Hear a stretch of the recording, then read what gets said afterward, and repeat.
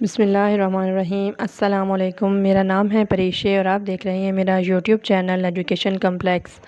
صحیح بخاری حدیث number 1395۔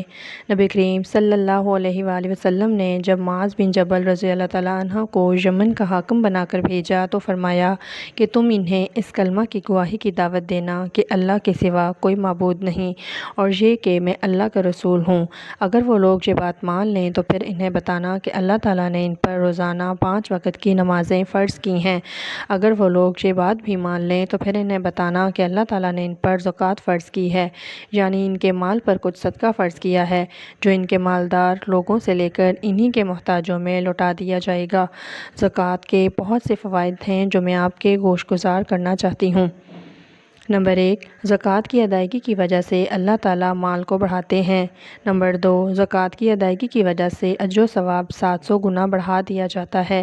Number 3، زکوٰۃ کی وجہ سے ملنے والا اجر کبھی ختم ہونے والا نہیں، ہمیشہ باقی رہے گا۔ نمبر 4، اللہ کی رحمت زکوٰۃ ادا کرنے والوں کا مقدر بن جاتی ہے۔ نمبر 5، زکوٰۃ ادا کرنا ایمان کی علامت ہے۔ نمبر 6، زکوٰۃ کی ادائیگی کامیابی کا راز ہے۔ نمبر 7، زکوٰۃ کی ادائیگی قبر کے عذاب سے بچاتی ہے۔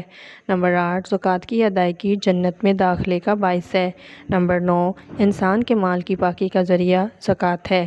نمبر 10، زکوٰۃ انسان کے گناہوں کی معافی کا ذریعہ ہے۔ نمبر 11، زکوٰۃ سے مال کی حفاظت ہوتی ہے۔ نمبر 12، زکوٰۃ سے مال کا شر ختم ہوتا ہے۔ ہمیں بھی اپنے مال میں سے زکوٰۃ کی ادائیگی بروقت کر دینی چاہیے اور ہم بھی دنیا کے آفات و مشکلات سے بچ سکیں گے انشاءاللہ۔